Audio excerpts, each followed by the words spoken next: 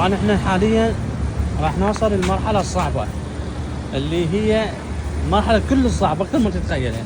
بنتاخذ ننوش لأبو الأسواق. السلام عليكم. بابا السمع. شنو؟ السمع.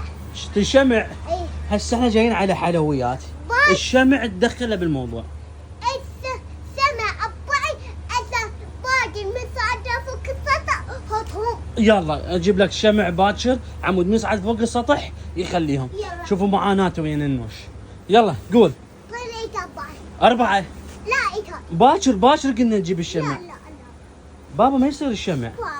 بابا. هذا الشمع. إيكا. هذا الشمع.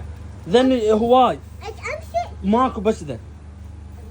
شوف المعاناة مال ننوش. يلا بعد شيل الاستاذ.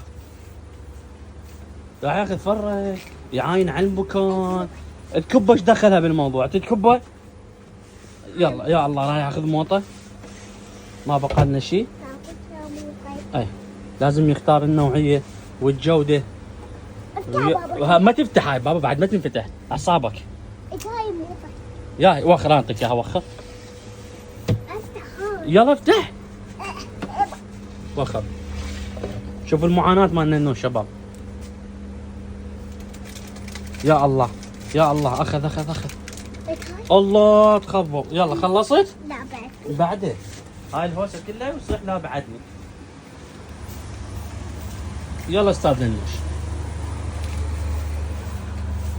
بس انا استاذ هاي الشمع ايش دخله بالحلويات؟ ننوش هاي جبان بابا. انت حتى جبن تريد؟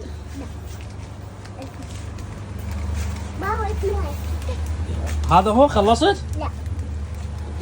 بعد شو تريد؟ هسه اعطيك من هاي الكيكه. يلا اخر شيء تاخذ شيبس. يلا عمو نسوي لنا باي باي. يلا اخذ من هذا. لا. بلا طعم. بلا هذا؟ إيه. الا الكبير اخذ الصغير.